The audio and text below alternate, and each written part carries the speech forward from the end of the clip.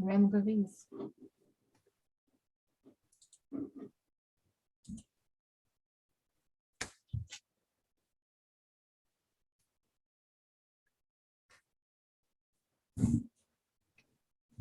Meu óculos está muito torto. Não, o teu óculos é torto, porque a tua cabeça é torta. Toda hora tu tá assim. E aí o Então, óculos vai junto. meu óculos é torto, tá torto. Aparece uma sobrancelha só. É porque tu toda hora tá assim. Quer ver? Daqui a 2 minutos tu cai de novo. É a cabeça. Estamos, Daisy.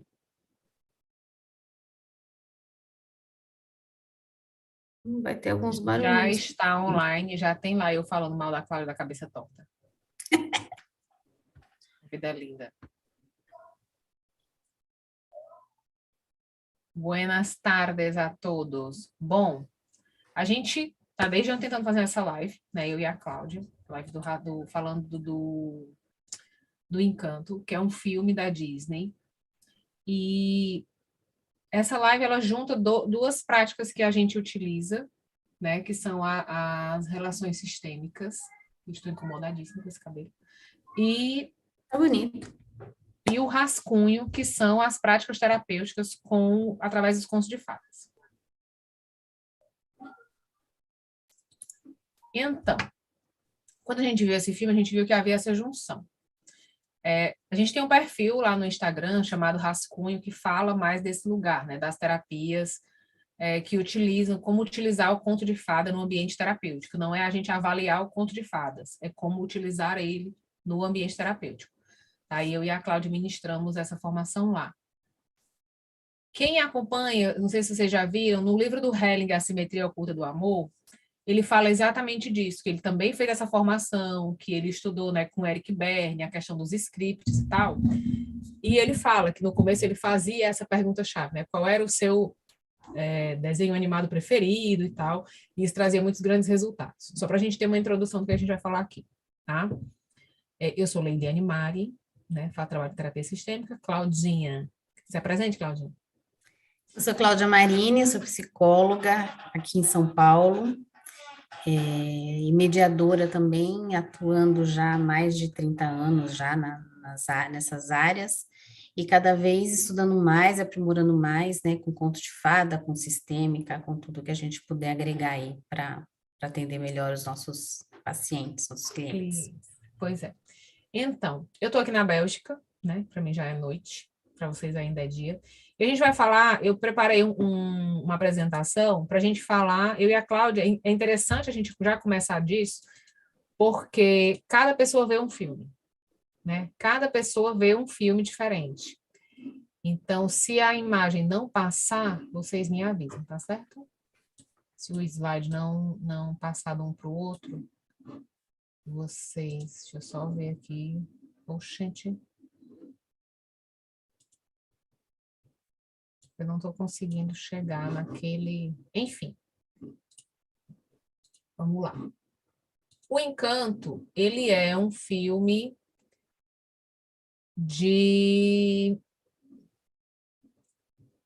baseado nos livros do Gabriel Garcia Marques. E o que é que isso tem a ver, Lilian? Gabriel Garcia Marques é o cara que escreveu O Amor no Tempo do Cólera, 100 Anos de Solidão. Então, ele retrata a vida da América Latina. Ele retrata a questão da vida, né, da família na América Latina. E a gente estava justamente falando sobre isso porque quando a gente vê hoje o filme e fala assim, nossa, mas tem tudo a ver com constelação, tem tudo a ver com o sistêmico, justamente porque ele retrata a vida da família latino-americana, que é um viés. Por que a gente está falando? Por que a América Latina abraçou tanto o trabalho de Hellinger e aqui na Europa não é tão abraçado o trabalho dele? Porque as observações de Hellinger, onde ele foi lá, né, observar os comportamentos e as leis, ele foi fazer isso na África, nas tribos originais. E a África é a nossa grande mãe, é a grande mãe do Brasil. Então, nós reverberamos exatamente isso hoje nas nossas famílias, na nossa construção. Enquanto que aqui não, aqui na Europa o modelo familiar já é diferente, as relações familiares são diferentes. Então, a gente vai falar aqui exatamente, juntando essas duas terapias, quais são os pontos observados. Quando a gente tem uma constelação, a gente tem localização, a gente tem personagens, a gente tem relações, né? Como é que essas pessoas se relacionam entre elas, né? A gente sempre fala o que se diz e o que se quer dizer nessa família. Então, o que cada elemento desse é, tá? E quais são as relações deles para a Maribel e da Maribel para eles, porque toda relação é retroalimentar, né? Então, a gente tem aqui a Luísa, que é forte, né? A menininha perfeita com Isadora, né? Isadora perfeita. Não está aparecendo essa tela, tá, Leiliane? Está só uma tela com luzes. Estou com ranço. Uhum. Vocês estão vendo agora? Isso, Pronto. agora sim. Então, temos aqui Luísa, Isabela perfeita, o cunhado, o novo genro, né? A irmã, que escuta tudo, o Bruno, a vovó, a casa, os pais da Maribel, o outro faltou o pequenininho, aquele, né? Que ela... O Antônio. O Antônio. Então, quem é que são cada uma dessas pessoas, né? A gente vai ver devagarinho as relações, porque o que passa no enredo do filme, né? Eles têm uma casa, o filme começa com, né, com um milagre que acontece, que é representado por uma vela, que é carregado pela avó, que perdeu o marido, ficou com os filhos para criar, e essa casa, né, abriga essa família, não só essa família, como toda uma vila, né? Toda a vila se baseia, né, na magia dessa casa. Essa casa tem uma magia que a casa conversa com eles. E logo no começo, a Mirabel é identificada como alguém que não recebeu esse talento, que não recebeu essa bênção da casa, que não recebeu essa magia. E aí já vem o primeiro enredo, né? Que você não é um de nós se você não é igual a nós. Então, ou você é igual a nós, ou você não é um de nós. É assim que as famílias se relacionam. Só que isso é uma visão da família com eles. A casa não faz distinção, a casa obedece ela e a casa protege ela até o último momento, né? Na hora que a casa cai, a casa protege ela até o último momento. Então, a casa não trata ela como diferente, né? Nesse circular da família tem a avó, os 3 filhos, né, que se casaram com os respectivos genros e os netos. Já estamos nos netos.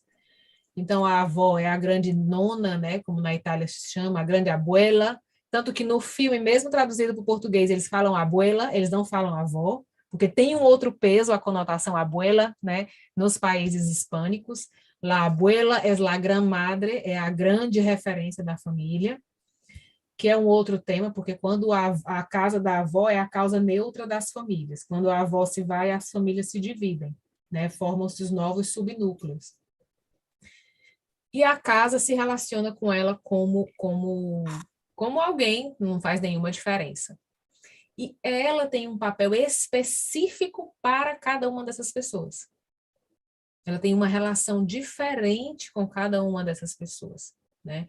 Então, a Luísa é forte e é tão estereotipado, né, o fato dela ser forte, como para uma mulher ser forte, ela tem que ser estereotipada. Por que não deixaram ela com o corpo tradicional de uma mulher, só que com um poder de força? Porque o Superman não é desse jeito. Ele é um cara um pouquinho mais malhado, né?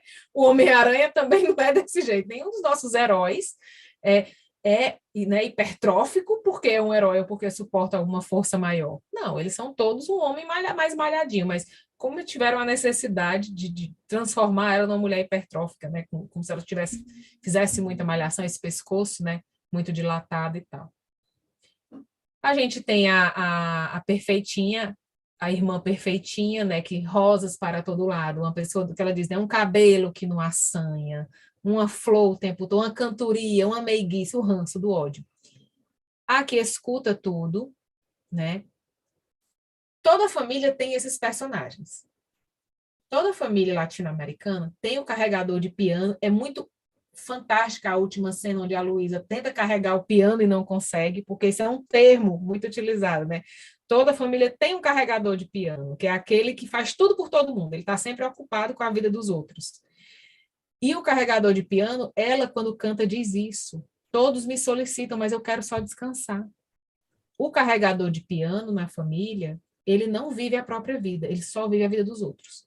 Ele está toda hora carregando um piano para alguém, para algum lugar, mas ele não consegue descansar, ele não consegue conversar. E fala-se exatamente, ela fala exatamente isso: sem esse dom eu não sou ninguém. Então, se eu não puder servir os outros, eu nem tenho vida, porque eu não construí a minha vida. Então, para a Luísa, não é associado um marido, não é associado um irmão, nada. Ela só está ali para servir. O carregador de piano nas famílias é exatamente essa pessoa, tá? A perfeita é aquela que é o belo, é a figura do belo, né? Que é o belo basta sê-lo e tudo virá ao seu redor, né? O belo é exatamente isso. Todo mundo gosta dele porque ele é lindo e perfeito. Então, o marido vem, a avó vem, a mãe vem, todo mundo vem para mim. Basta que eu exista, né? Basta que eu exista. Esse cara, eu vou falar dele depois, que é o novo genro que vai chegar. Vou primeiro falar da família, né? Tem a menininha que escuta tudo, mas ela tem um detalhe. Ela não só escuta tudo, como ela não consegue guardar. Que toda família também tem esse representante, que ele escuta tudo, ele vê tudo e ele não sabe guardar. Vez por outra ele joga a merda no ventilador, entende? Então, ela tem um dom, mas ela é dominada por esse dom, porque ela não consegue não falar, né? Ela não consegue não falar. Então, não é só escutar. A gente tem o Bruno, né, que é o famoso excluído, e o Bruno, ele traz um lugar de, de excluído muito característico, que é o excluído, ele nunca sai da família, ele não abandona a família, ele fica ao redor da família, né? Ele fica ali. Eu vou tirar essa apresentação, eu estou vendo todo mundo pequeno.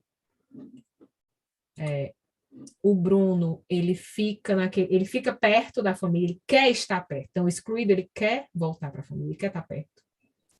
Ele cuida da família de longe, ele observa. E é muito significativo quando ela diz: você fica aqui tampando as rachaduras. O excluído, ele faz exatamente isso. Ele se afasta, mas ele continua tampando as fissuras que acontecem na base familiar. Ele continua a serviço da família. Quando a gente vai para a avó é o mártir, né? Ela tem tanto a figura da abuela, né, da gran abuela, que logo no começo do filme tem uma música que ela fala: e não se esqueça, a avó manda aqui, né? A figura da abuela. E ela tem também a figura do mártir. O que é o mártir? É aquele que sofreu uma dor tão grande que não pode ser contrariado, porque ele já sofreu demais. Isso acontece muito com famílias que adotam crianças de situação de vulnerabilidade. Elas criam um monstrinho porque aquele monstrinho não pode sofrer porque já sofreu muito. E a gente vê que a avó, ela se torna esse monstrinho. Então, o mártir, como a gente fala, a vítima, ela se torna o agente manipulador do sistema. A avó, ela manipula todo mundo tem que agradar, ela tem que fazer o que ela quer, do jeito que ela quer, na hora que ela quer, ou não é bom. E ela olha, ela tem um olhar bem, né, de olhar por cima. Olhar de superioridade, né? O olhar dela é fantástico. A gente tentou separar as cenas, mas a Disney bloqueia, tá, gente? Não deu.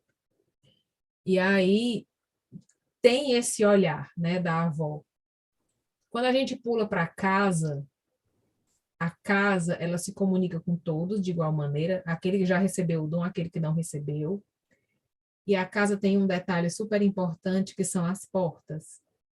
As portas, elas têm a cara da pessoa que pertence àquele lugar, né, que tem aquele dom. Porém, só no início.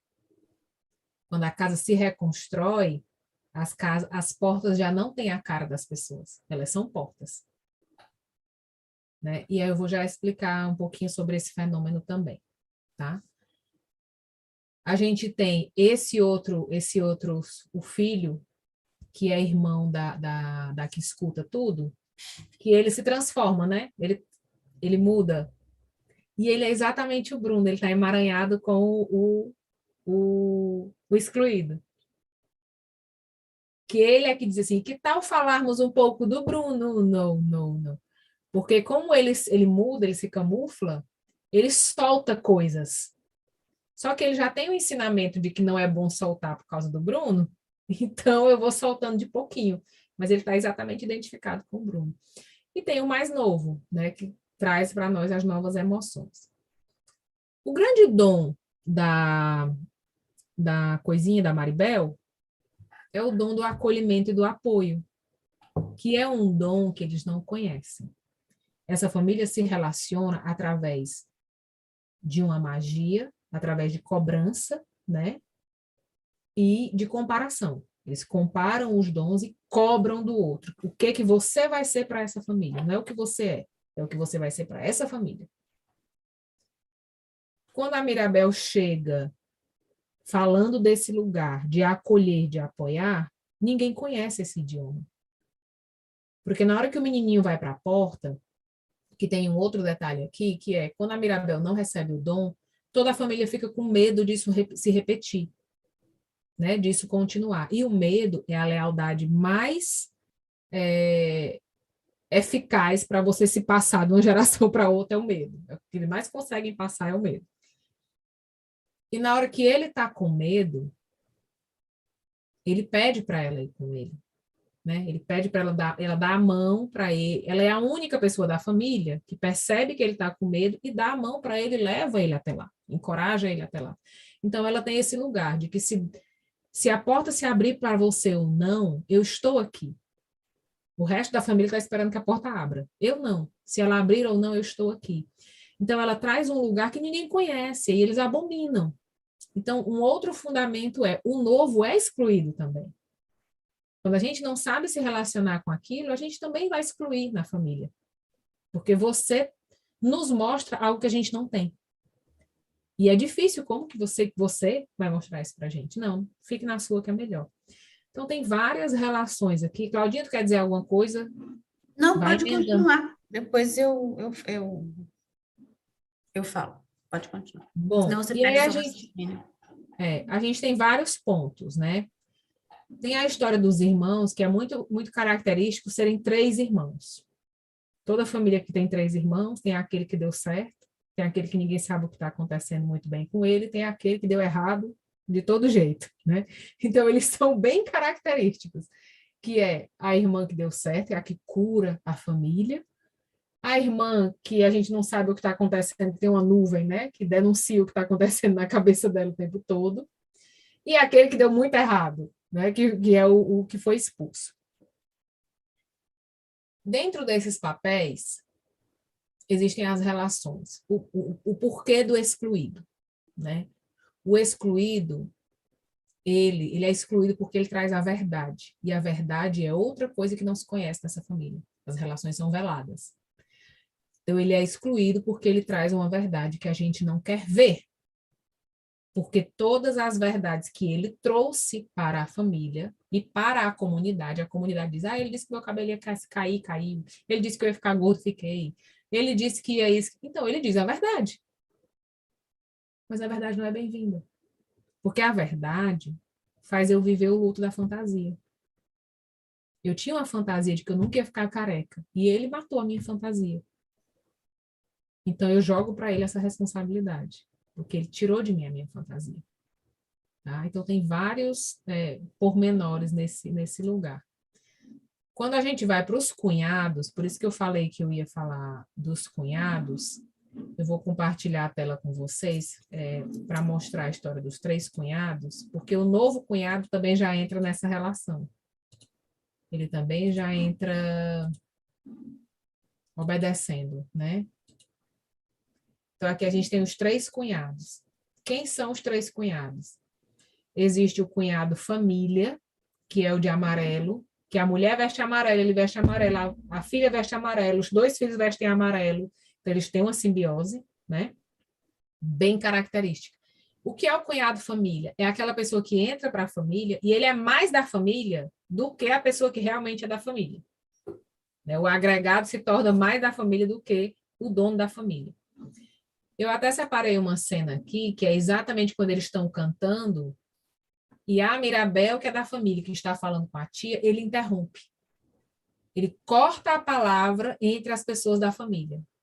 Ele não se reconhece como alguém que é parte dessa família, porém que existia uma família antes. Ele é ele ocupa exatamente o mesmo lugar, né? Enquanto que o pai da Mirabel, ele não é o cunhado família. Ele é o pai, tanto que a roupa dele é a única que é diferente de todo o clã, né? E ele tem exatamente o dom que ele passa para a filha, que é de acolher. Porque durante toda a história ele acolhe a filha. Ele diz, filha, para nós você é perfeita, para nós você é suficiente.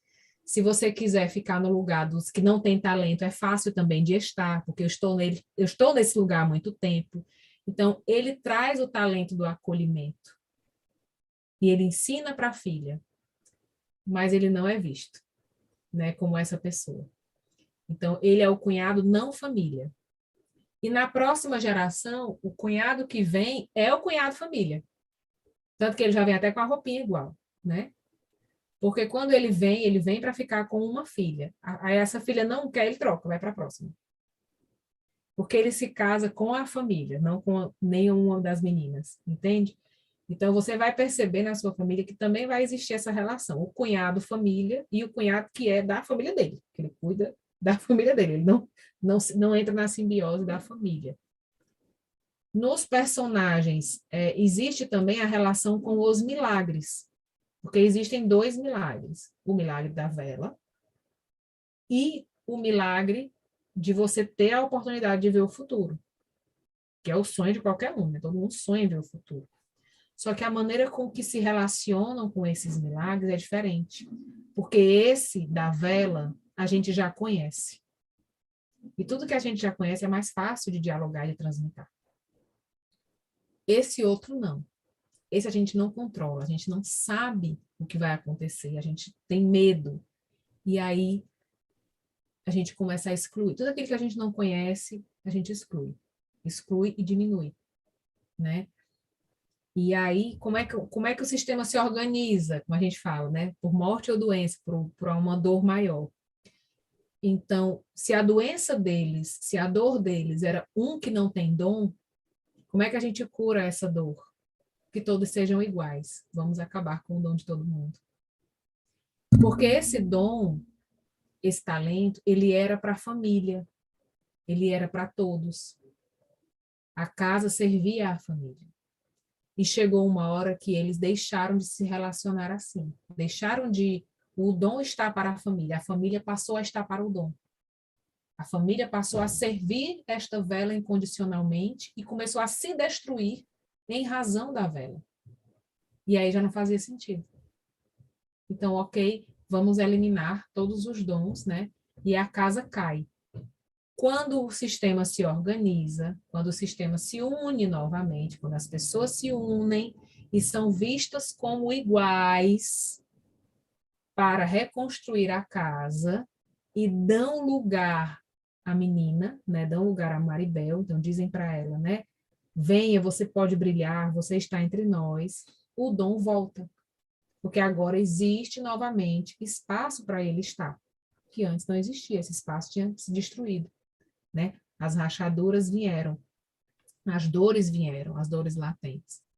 Como é que isso volta, né, para casa? Como é que o excluído volta para casa? Tem um movimento que a gente estuda nas terapias, que é sai, que é acolher. Eu odeio, toda vez que eu estou fazendo live, que é quando a visão do Bruno diz que para salvar o encanto, não é para salvar nem você nem eu, é para salvar a magia, tá? De novo, estamos a serviço da magia. Salvar a magia, ela tem que abraçar a menina perfeita. E ela associa que a perfeita é a prima perfeita. Mas não, a perfeita é a avó. E ela só se dá conta disso lá no Rio, que a pessoa perfeita que ela precisa abraçar é a avó. Então, de novo, a gente tem a simbiose, né? A perfeita está identificada com a avó perfeita. E aí, nesse movimento, é um movimento que acontece muito nas relações de mãe e filha. Quando há muito conflito entre gerações de mãe e filha, de avó e neta, assim, é porque falta acolher a jovem mulher por trás. Então, falta eu acolher a jovem mulher por trás da minha mãe, que sonhava, que casou, que namorou, que teve filhos. Essa jovem mulher cheia de sonhos e desejos, que depois ela ocupa só um papel social, que é a mãe, né? Ela é a mãe da fulana, ela é a avó da cicrana. Como a avó não tem nome, como que é o nome da avó? Ela não tem um nome, ela é a abuela. Então, como é que a magia volta? Quando essa mulher, que existia antes de ser a abuela, pode também pertencer, quando ela é trazida, né? Quando ela é reconhecida na sua trajetória, quando ela é no movimento, né? Ver, honrar, reconhecer e seguir, quando ela é vista, honrada, reconhecida, todos nós podemos seguir. Todos seguem, segue ela, segue a Maribel, segue o Bruno, né? E aí vem a história do nome também, porque diziam, não falamos do Bruno. E neste momento, a abuela não fala Bruno, ela fala Brunito.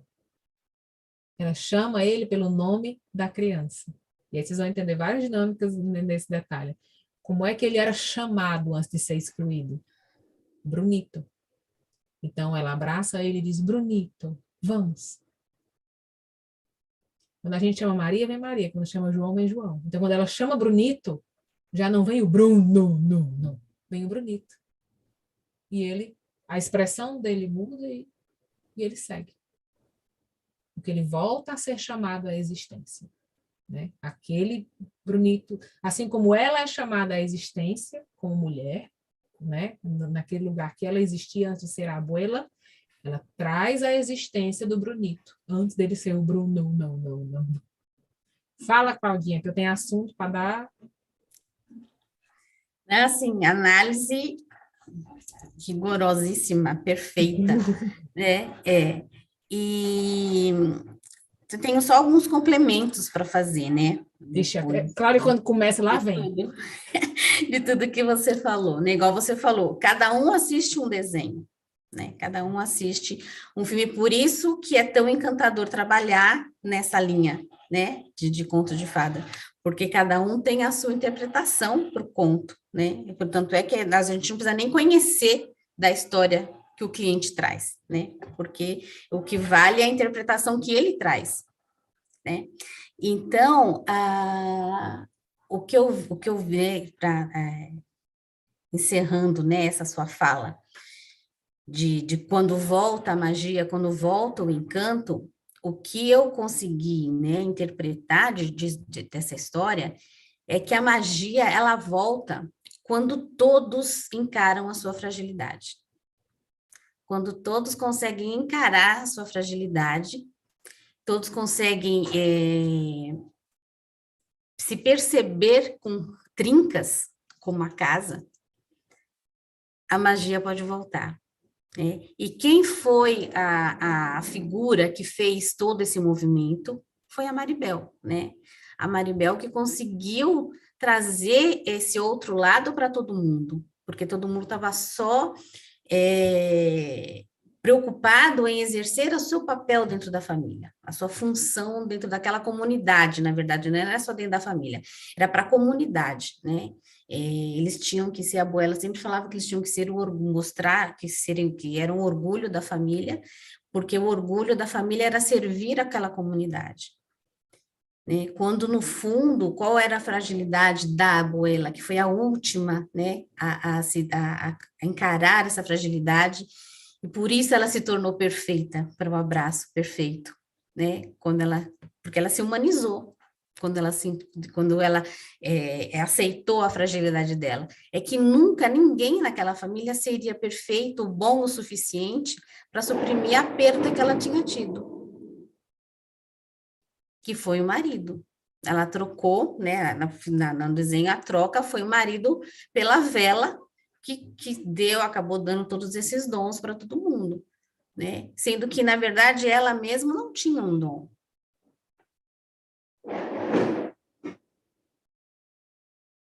Tá sem som. Eu não disse quando ela começava, ela já destruiu a vela. Vai. né? Então, eu vejo assim, a Mirabel como sendo a força que faltava para essa família, para que todos pudessem ver que muito mais do que a função que lhes foi dada, eles tinham um outro papel que eles podiam exercer na família, eles podiam ser frágeis, eles podiam não querer assumir aquele papel, inclusive, né? Eles podiam não querer exercer aquele dom. A Luísa foi um exemplo disso, ela estava muito cansada. A Isabela também, tem um momento lá do filme que ela se rebela, né? Inclusive, ela fica toda suja, ela fica com a roupa feia, porque ela não queria aquele lugar. Ela diz para Maribel, quem disse para você que eu gosto de fazer isso? Quem disse para você que eu quero me casar esqueci o nome do rapaz lá, que eu quero me casar, eu estava fazendo isso, eu ia me casar por causa da família. Então, ela consegue fazer com que todos eles olhem para esse outro lado, né? Então, ela assim, eu vejo ela como a força que faltava para resgatar o Bruno, que tinha sido excluído, porque ela que vai atrás dele, ela que descobre onde ele está, porque achavam que ele tinha ido para longe, que ele estava desaparecido, na verdade, ele estava lá dentro da casa o tempo todo. Então, ela consegue descobrir, ela consegue ir atrás, descobrir onde ele estava, ela entra dentro desse inconsciente coletivo da família, para que todo mundo consiga ter acesso às suas fragilidades que ninguém conseguia ter. Então, eu vejo ela como essa força que faltava, esse dom que você fala, né, que ela tinha o dom de acolher todo mundo, tal, é uma coisa que as pessoas, os outros personagens estavam tão ocupados com o que lhes tinha sido programado, que eles não conseguiam fazer outra coisa, né? Então, aí ela chega para mostrar que existem outras maneiras de servir a família, a comunidade, que não aquela única que foi predestinada, né? E que a gente pode, a partir de um determinado momento, querer fazer diferente, né? Então, a reflexão, né, que fica para mim, que eu trago assim, quando nós exigimos das pessoas com quem a gente convive, né, um certo tipo de comportamento e dos nossos filhos, né, né, de quem a gente convive, nós estamos querendo resgatar o quê? Nós estamos querendo que eles nos compensem pelo quê? Né? Pelo investimento financeiro, pelo investimento de tempo, sabe, por não ter investido em uma carreira, o que que nós estamos esperando, né, de recompensa, porque é uma recompensa, né, quando você exige tanto de um familiar, de seja lá de quem for, um comportamento tão exemplar, você está cobrando veladamente uma recompensa por alguma coisa que você tenha feito. Então, assim, a reflexão que eu trago na sua vida, né, nos seus relacionamentos, você está cobrando o quê? Né? O que que você fez que você está esperando uma recompensa? Ou o que você está querendo recompensar para alguém, né? Por que que você se comporta? Por que que você aguenta tanta coisa? Por que que você é o forte da família? Por que você tem que ser o perfeito da família? Né? Porque você tem que ser aquele que ouve tudo, que as pessoas parece que não ouvem, e você capta aquilo e fica tentando abrir os olhos das pessoas, você está querendo recompensar as pessoas de quê? Essa é a reflexão que eu trago do filme. Tu me lembra um termo, o mártir ele tem muito, né? Quem é você para não sofrer o tanto que eu sofri? Quem é você para Uhum. banalizar? A gente escuta muito isso na internet. Ai, meu pai disse que quando ia para a escola, né? Andava no meio do jacaré, 10 horas por dia no meio do sol, para poder chegar na escola e eu vou de carro. Existe muito isso, essa necessidade de eu passar a minha dor para você, para que você me valorize, Sim. para que você me respeite, sabe? Eu sou melhor do que você porque eu sofri mais do que você. Uhum. E aí, de novo, a gente está falando de comparação, né? De novo, a gente está falando de o outro ser o outro a partir daquilo que eu vivi, do que eu quero, do que eu Eu exijo. não aceito menos de você. Exatamente, eu não aceito menos de você. E a gente trabalha muito o pertencimento. O que é ser dessa família? Ser útil. Então, eu vou fazer o que é ser para essa família, porque na fala da avó, a avó fala muito, né? Quando o pai protege a filha, né? Quando o pai da Maribel protege ela diz: Você estava louco? Você esqueceu da família? Ele disse: Não, eu não esqueci da minha filha. Uhum, Então, ele traz esse alerta para ela: Olha, acorda. Nem todo mundo está fazendo tanta questão assim de ser dessa família, né? Porque uhum, eles se apresentam como os Madrigal. Eles não se apresentam com o primeiro nome, né? Somos a família Madrigal, nós somos os Madrigal. E a avó fala o tempo todo isso: nós somos o Madrigal, nós somos os Madrigal, nós somos o Madrigal, né? E tem muita uhum. essa simbologia da vela, né? Que o milagre é a vela, o milagre não sou eu. Entende? O milagre ele não está em nós, ele é da vela. Então, se a vela morre, isso morre. E se inverte exatamente quando se converte em uma família, se inverte isso. Não, o milagre está conosco. Depende das nossas atitudes. Não adianta a vela existir e o talento existir e o dom existir se a gente não consegue se configurar como família, se a gente não consegue se unir, se apoiar e se cuidar, isso não vai ser suficiente, isso vai desaparecer. Porque a gente vai utilizar isso para se destruir um ao outro. A gente não vai utilizar isso como algo bom. E eu vejo até um paralelo com o dinheiro. O dinheiro em muitas famílias faz isso. Quando ele chega, as famílias começam a brigar, se destruir. Quando ele vai, elas se unem, né, para poder se recuperar e tal. E aí vivem nesse ciclo, porque elas não conseguem se organizar num lugar de parceria, de cuidado, de apoio. Elas se organizam somente em concorrência, né, em competição. E aí, para competir, um tem que ganhar, outro tem que perder. Vem a perda, desorganiza e assim vai se repetindo esse ciclo, né? Então, a grande força humana são as relações. Por isso que eu trouxe tão forte as relações, porque as falas deles são muito importantes, né? Porque o genro lá novo, o novo, ele fala assim, mas eu tenho tanto amor para dar, ela não me quer. Então, eu não quero estar com alguém, eu suprir uma necessidade minha, que é dar amor. Quem está disponível para mim, para eu Uhum, suprir a minha sim. Quem quer? necessidade? Quem quer? É, e é muito esse movimento daquela família. Eu tenho um dom, quem quer o meu dom? Estou distribuindo.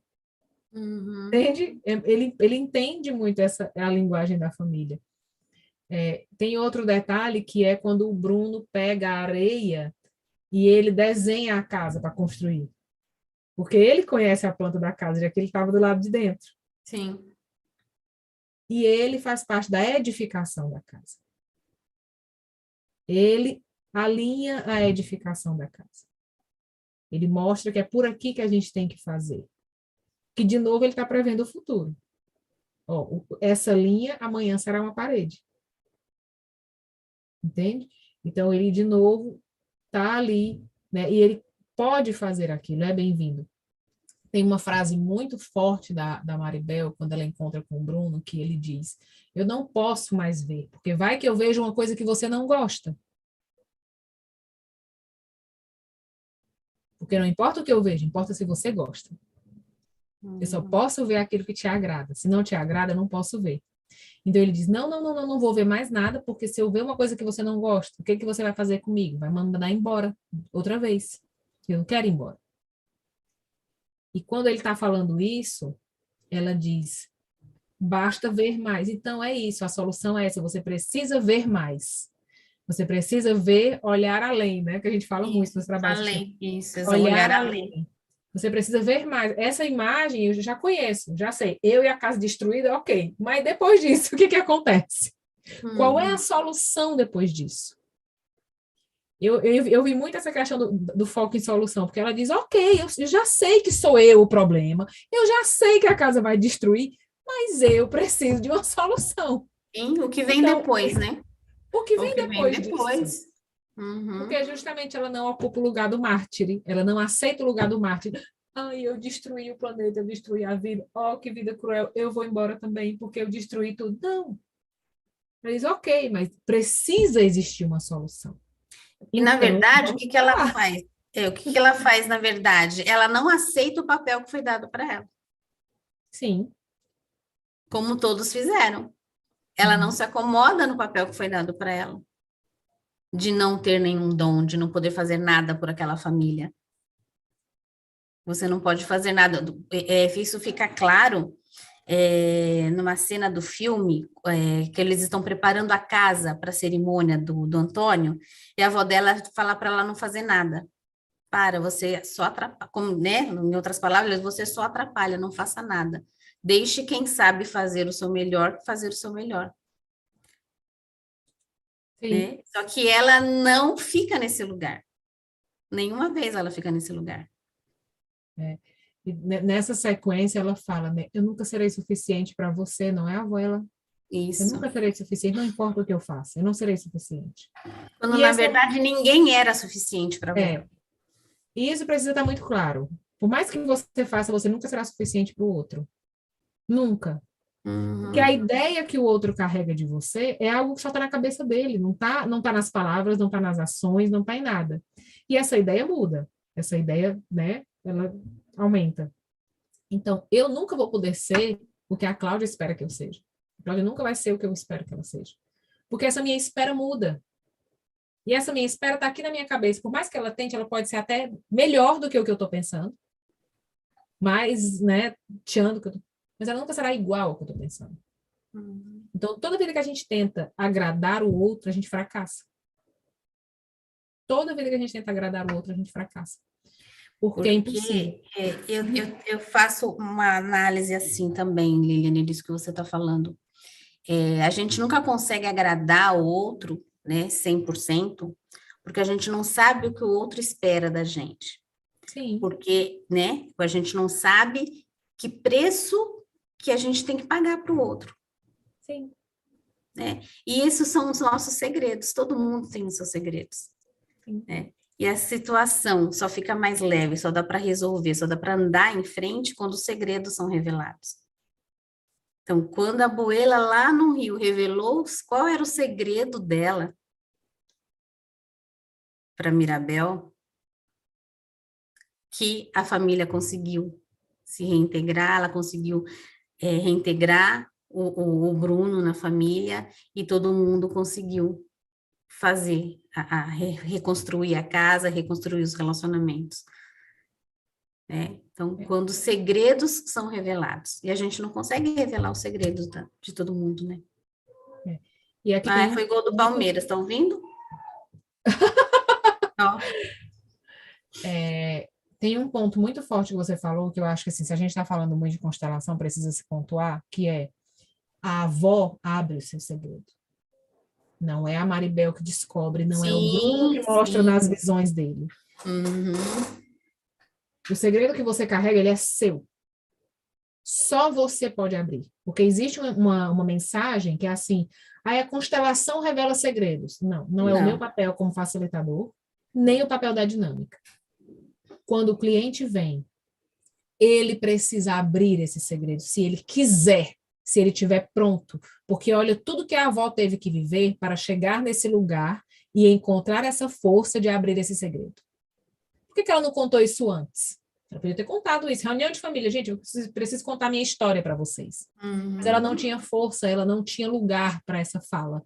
Porque essa fala fragilizaria ela, tiraria ela daquele lugar de abuela. Sim. Na hora que ela perde Prioridade. aquele lugar, ela é livre para poder dizer: vou te contar o que aconteceu. Eu nunca consegui vir aqui. Para mim é difícil. E esse é exatamente o movimento sistêmico que a gente vê. Quando o cliente se dá de frente com a base do conflito, com a base do emaranhado, ele é exatamente isso que ele sente, ele não consegue ir lá. Ele Uhum. sabe onde é, porque a avó ela sabe onde é o rio, ela sabe o que aconteceu, ela sabe exatamente tudo o que aconteceu. O cliente sabe da vida dele como ninguém mais. Mas ele não consegue ir lá. Ele não tem força, e é por isso que ele precisa de apoio, é por isso que acontece uma situação mais forte para ele poder ir, e ele vai procurar um ambiente de segurança e vai procurar apoio. Ele não vai procurar um detetive. Então, quando ela vai no Rio, ela diz: eu nunca consegui voltar aqui. Aqui foi onde tudo começou. E a menina se assusta e ela diz: eu vou te contar. A menina não pergunta. A menina não diz, então me conta, mulher, que eu quero saber. Vamos resolver esse BO, né? Até porque nenhuma delas tem a ideia de que trazer aquela história à tona vai resolver alguma coisa. Sim. Nenhuma delas tem essa ideia. Mas ela agora tem o sentimento de se abrir, porque ela é livre para se abrir. Então ela diz, eu nunca consegui vir aqui. Para mim é difícil. Mas foi aqui que tudo começou. Mas foi aqui que a nossa família recebeu o milagre. Porém, antes disso, eu preciso de contar que antes do bom teve um BO. E aí ela conta o BO.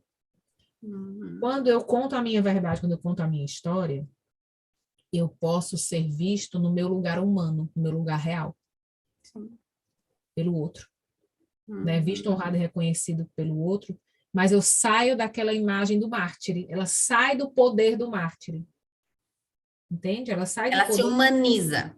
Ela se humaniza, ela sai do poder do mártir de ser melhor do que alguém, porque sofreu mais do que alguém, para ir para o lugar de sim, eu também sofri, eu vou te contar a minha história. Porque agora nós somos iguais. Né? E aí me lembrou muito a história trazendo para o que o Bert fala, que o Bert diz que existe a compensação e a expiação, né? Então, quando, por exemplo, sei lá, eu vou lá, eu estou ali na casa da Cláudia e quebro, né, a xícara dela sem querer. E aí ela fala, nossa, você quebrou minha xícara, colega. E aí ela fica chateada comigo. E aí eu pego e digo, pego a minha xícara e quebro também. E ele fala, isso não é compensação. Isso é expiação. Quando você tem uma expiação com o outro, é isso. Você sofre igual a ele só para você se livrar do seu compromisso. E mas o outro não existe. Você não compensa o outro. Você não troca com o outro o que aconteceu. Né? Não tem um lugar real. Você não acolhe o sofrimento do outro, né? Você fala, não, eu sofro também, deixa que eu sofro também. Exato. E é esse o movimento que eles têm, né? De se espiar. Mas eu sofro também, e aí quando eles conseguem se acolher, eles conseguem compensar um ao outro. Não, ok. Tem um ponto que da perfeitinha, da Isabela, eu adoro ela. Porque nasce um espinho nela, né? Quando ela respira e nasce um espinho. Sim. Que traz para nós as espinhas da adolescência. As espinhas da adolescência, elas trazem com elas todo aquele mau humor insuportável da adolescência. Então, crescer, amadurecer, se identificar, é exatamente isso, é fazer nascer os espinhos. Eu antes era aquele bebê lindo, maravilhoso, que obedecia todo mundo, né? Todo mundo gostava de mim, a gente se abraçava. E agora você vai chegar em mim, tem espinho. Tem os espinhos, né? Então, eu não posso me aproximar. O adolescente é muito isso, né? Bota aquela placa de proibido entrar, pare, né? Ele tem uma fronteira muito definida, e se você se aproximar, o espinho te fura. Então, é muito simbólico que quando ela amadurece, quando ela diz, eu sou mulher, eu sou eu, esses espinhos aparecem. E cada vez maiores, né? Cada vez maiores espinhos.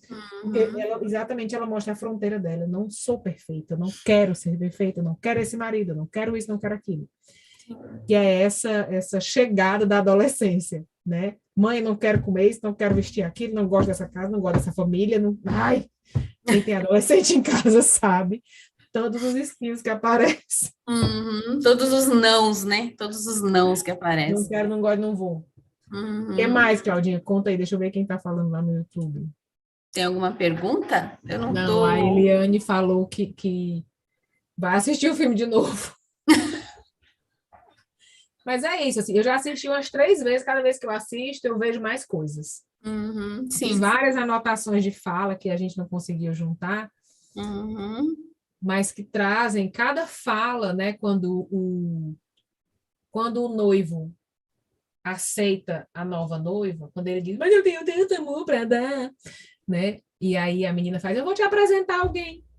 E ele traz a menina que escuta, né? E ele diz, eu vejo você. Né? No inglês ele fala bem certinho, I see you. I see Ela, you. né? E ela diz, eu te ouço. Né? Então eles se complementam, eu te vejo e você me ouve. O que é que ele está dizendo com isso? Ele está dizendo o quê? Eu vejo você além do seu dom. Eu não estou te pedindo para ouvir nada, eu só estou te dizendo que eu consigo olhar para você. E ela fala, eu ouço você. Né? Porque ele tem uma demanda de fala também. E o que é que isso quer dizer? Né? Na América Latina, quando eu olho para alguém e digo, eu vejo você, você faz parte, que é essa frase que todo mundo repete como frase de inclusão, isso tem um sentido, né? Que é o sentido da inclusão, de eu incluir o outro, né? Quando eu trabalho, eu falo muito, agora eu vejo, né? Todo mundo trabalha comigo, agora eu vejo. Porque agora eu consigo ver você. Porque ela estava na mesa de jantar com ele antes, né? Sim, Mas ele não é. conseguia vê-la, né? Uhum. Então, quando eu digo eu vejo você, eu digo eu me importo com você, né? Você é importante para mim. Essa fala precisa ter muito cuidado, porque aqui na Europa, se eu olho para alguém e digo I see you, I see you too. Isso quer dizer outra coisa. Isso quer dizer outra coisa, tá? Se eu olhar para alguém aqui e dizer I see you, quer dizer que eu tô paquerando com essa pessoa, quer dizer que eu tô interessada, tá? Então, são contextos diferentes. Por isso que eu digo, a gente abraçou muito, porque a observação do Helling tem a ver com a nossa matriz. Por isso que a América Latina abraçou tanto e a Europa não abraçou, porque com a Europa não, esse negócio não funcionava muito bem, era muito romântico para a Europa, né? E tem outra expressão que eu estava lembrando agora do espanhol, que a gente utiliza muito no trabalho sistêmico, que é o tomar, né? O tomar em espanhol, ele tem o sentido de tocar e ele tem o sentido de absorver, de sentir. Quando eu digo assim, Cláudia, eu preciso te contar uma coisa que aconteceu muito grave. E aí eu conto essa coisa para ela, eu digo, quando o espanhol ele fala assim, né? Posso te contar algo? Ele primeiro pergunta, posso te contar algo? Mesmo que seja uma fofoca, né? Ele faz, Cláudia, pode contar-te algo? E aí se ela me disser pode, é que eu vou contar. Então já tem uma diferença. E se isso é algo grave, algo assim, uma notícia bombástica que você resolve, você recebe, a pessoa diz assim, toma-lo com tu tempo, toma-lo com carinho, que quer dizer digere essa informação com calma, toma com o teu tempo. Então, quando a gente diz Ixi, tomar pai e mãe, tá ouvindo? não, Nossa, acho que apocou saiu um tudo, né? trulô. É, Nossa, a ambulância. né, Então, tá barulho. Tem muito bar na minha rua, né? Os bares estão assim, ó, lotados. haja Covid. Quando eu digo tomar pai e mãe, ou tomar a minha mãe, ou tomar a minha avó, isso que quer dizer em espanhol. É senti-la, integrá-la em mim, porém a seu tempo. Porque imagina quando você escuta a notícia que alguém morreu, você toma um susto. E aí você aos poucos vai tomando aquilo, vai interiorizando aquilo de que essa pessoa não está mais aqui com você, né? Então tomar tem essa conotação de eu sentir, de eu integrar, né? E de estar em um lugar, tomar o meu lugar. Mas tomar o meu lugar não só em ocupar o meu lugar, né? Em estar naquele lugar. Quando eu casei, que eu virei consuleza, eu lembro que eu demorei a tomar esse lugar, de ser uma consuleza, né? De estar naquele lugar, o que é ser isso, né? E isso é para nós, para a gente ir entendendo essas ligações. Porque o espanhol, ele é muito próximo, né, do português, mas ele tem muitos significados diferentes. E a América Latina, ela tem um calor comum, ela tem uma humanidade comum, mas as relações são muito diferentes. E o que se diz e o que se quer dizer é muito diferente. Tá? Então, eu estava até falando com a Cláudia, nessa casa moram famílias dentro dessa casa. Não existe na Europa, gente, uma casa que moram 3 casais dentro. Não, não vai acontecer. E Uhum. onde a avó manda, né, nos casais? De forma alguma. Nem em casais jovens, né? Então, o ciclo de vida é diferente aqui também. A autonomia é diferente. É, essa intromissão no outro, no que ele vai ser, por que que ele vai ser, o que que ele é para a família, não interessa, sabe? É muito diferente. Então, a gente precisa levar sempre. Eu tava vendo aqui.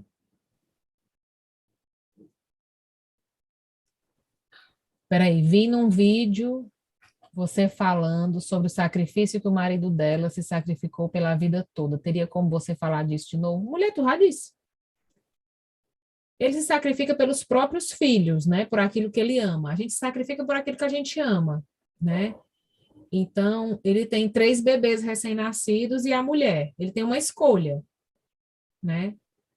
Ou a gente segue e todos corremos riscos, ou eu pago o preço e vocês sobrevivem. Se você perguntar isso para qualquer mãe faz isso, né? Vai lá, tira o menino dentro da boca do crocodilo. Depende, né? Depende da vinculação. Mas isso é muito o instinto natural da proteção à própria cria, se a gente for para a base biológica, né? A base biológica do indivíduo, a geração anterior, e a gente vê muito isso nas famílias, a geração anterior se sacrifica para que a nova possa continuar, né? Quando eu vejo muitas grávidas numa família, eu digo, os velhos estão indo embora, né? Está na hora dos velhos morrer, porque começa a ter essa ciclicidade. Isso vem também das bases nossas, tribais, nas tribos antigas, nas tribos originais, eles têm um controle de natalidade, né? Então, pela comida e tal. Quando começa, de acordo, tinha um número X que não podia bater. Quando batia nesse número, o bebê, e alguém tivesse grávida, para esse bebê nascer, a pessoa mais velha tinha que sair. Ela era jogada na mata, ela tinha que viver sozinha na mata, ela, não sei se ela se matava, enfim, os antropólogos não chegaram nesse dado, mas ela tinha que sair da tribo. E o bebê que nascia levava o nome dessa pessoa que saía. Daí a gente herda esse comportamento, né? De quantas famílias colocam o nome de alguém que morreu, né, em homenagem àquela pessoa no bebê que nasce. E tem também esse movimento da geração anterior se sacrificar para que a mais nova possa ficar, né? Então, a gente vai ver, muitas vezes, tem 3, 4 pessoas doentes numa família e o mais velho vai embora.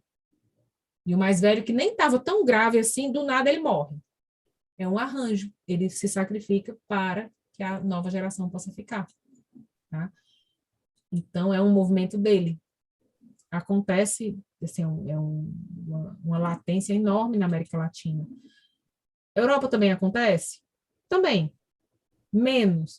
Porque aqui o povo demora para morrer, colega. Que o povo demora para morrer, que é uma beleza. A expectativa de vida é muito maior, mas tem menos vínculo, né? Tem muito menos vínculo. A velhice é muito independente aqui, né? A velhice, ela não é uma velhice carregada pelos mais novos.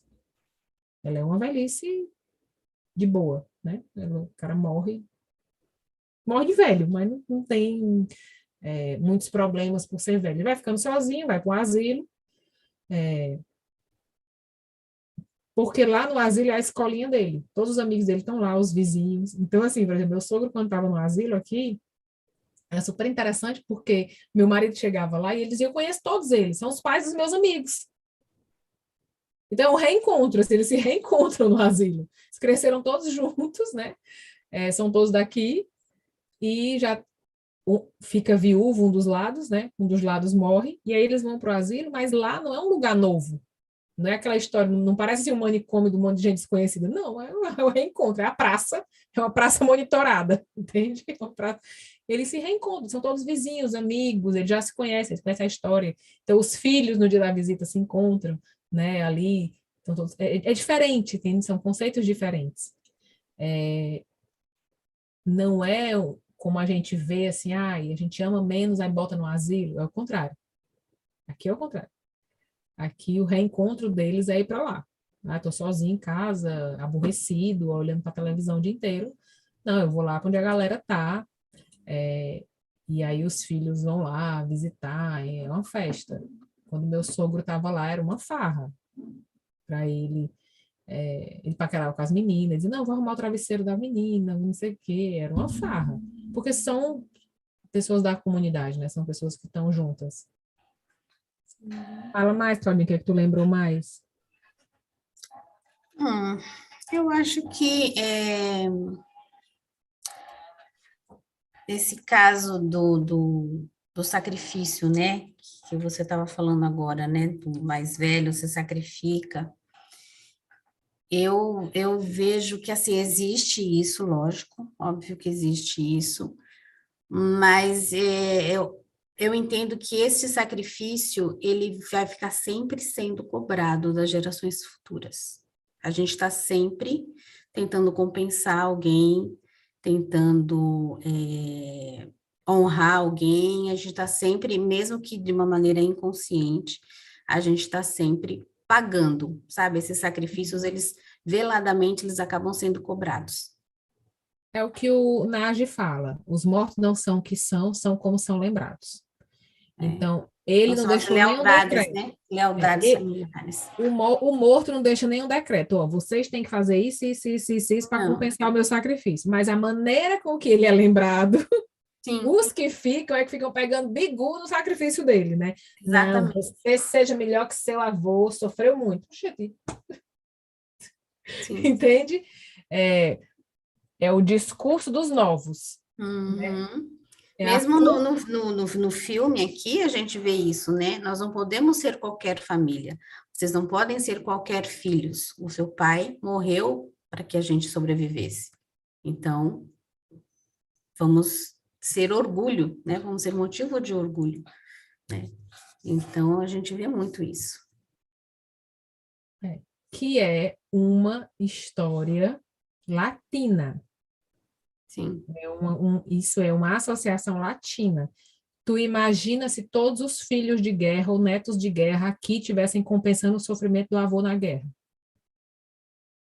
Como era que estaria essa sociedade? Essa sociedade não teria se Uhum. reerguido. Estaria todo mundo deprimido, sofrido, acabado, entende? Então, cada um se organiza de acordo com a cultura e com o Sim. ambiente, como isso pode ser expressado ou não, tá? Uhum. A cultura nos expande e nos limita, né? Uhum. Então, a gente precisa sempre trazer que essas ligações que a gente identifica elas muito bem porque elas são uma história latina. Elas são a história de uma família latina. Elas não são a história de uma família americana, não são a história de uma família europeia. Um exemplo muito simples disso é a adoção. Como a adoção ainda na América Latina é vista como você ainda tem aquele discurso, né? Filho adotado não presta, eu não vou adotar filho de bandido, e não sei o que, a gente ainda tem aquele discurso Para dar imbecil, trabalho. para dar trabalho. E quando você vai nos Estados Unidos, você está grávida, você diz que quer pôr o seu filho para adoção, e ele já te põe em contato com a família já ajuda, inclusive, na gravidez, tal, faz os papeizinhos, tal, ó, tchau, benção, até logo. E é super normal. As pessoas perguntam, mas você vai criar ou você vai estar para adoção? Se uma mulher grávida, é um diálogo comum. Você vai criar?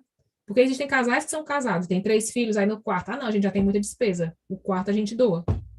Entende? Uhum. Não é uma coisa assim, de mãe solteira ou de alguém, não. É um arranjo deles. Então, as nossas questões, elas são culturais, tá? A Sim. sociedade nos constrói e nos limita de acordo a seu tempo, né? Também a seu tempo, porque a temporalidade também precisa ser levada em conta, tá? Se eu te dissesse que tu não ia mais ir para o escritório, que tu ia trabalhar em casa 3 anos atrás, tu ia dizer, nossa, mas como que eu vou trabalhar em casa? É com filho, com marido, com cachorro, com papagaio, não Não sei vai o dar quê. certo. Não vai dar certo, né? E estamos aqui. Então, as Estamos nossas aqui. dores, né, elas são temporais também, de acordo com o tempo. Uhum. Hoje em dia já é o contrário, as pessoas já não querem, né? Eu que não Sim. quero. Vou nada pegar transporte todo dia. Não, mesmo computador. Isso para mim era muito claro. Assim, quando a minha mãe trabalhava em banco, aí a minha mãe ia para o banco, chegava lá, sentava no computador. E aí aquele monte de gente sentado no computador. Falei, mas vocês vêm para cá para ficar sentado? Eu fiz estar em casa. Só que não tinha internet, né? Tinha intranet, tinha uns negócios assim meio ainda não tão como é hoje. Mas hoje não faz sentido, né? Hoje eu conheço empresários que pagavam 100 mil de aluguel em São Paulo, de várias séries, de tudo, e fechou tudo, Fechou né? tudo. Fechou tudo, foram todo mundo para casa, porque não faz sentido. Uhum. Eu deslocar alguém para ela fazer a mesma coisa, Não, entende? eu também. O que eu puder fazer daqui, não saio, não. O que eu puder fazer daqui, faço aqui mesmo.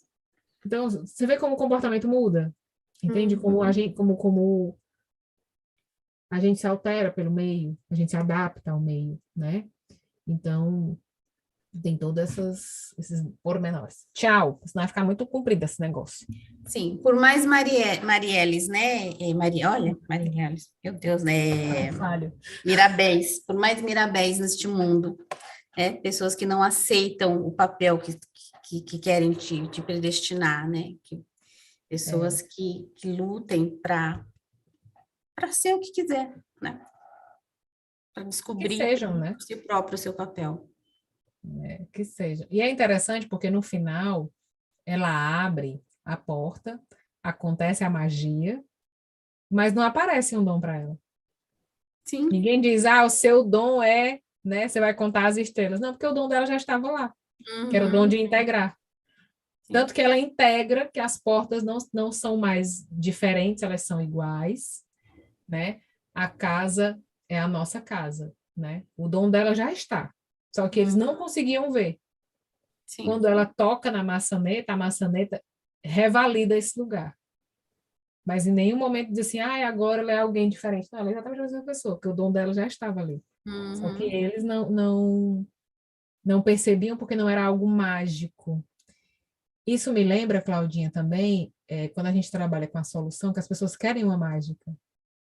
Né? Eu me lembro muito, Jesus era muito, muito bom nisso, né? Que ele dizia, quando o cego foi cegar, né? Ele falou, passa lama nos olhos, colega. Ele disse, mas só isso. Homem passe lama, deixe de zoado, né? Jesus era muito simples nos milagres dele. Ele era, levanta e anda. Né? Ele era muito prático, muito objetivo na cura. Sim. E as pessoas não querem. Elas, não, tem que descer um anjo do céu, passar umas 5 nuvens, um trovão, um sinal, bater um negócio. Né? A solução é simples. Ou ter alguém que te diga o que você tem que fazer, o que você tem que ser na vida.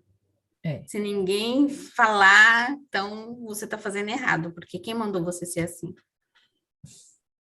Essa Cláudia é má. E nós é má também. Mas é mais ou menos isso. Tchau, cuida, beijos. Finalmente conseguimos. Obrigada. Lá no Facebook.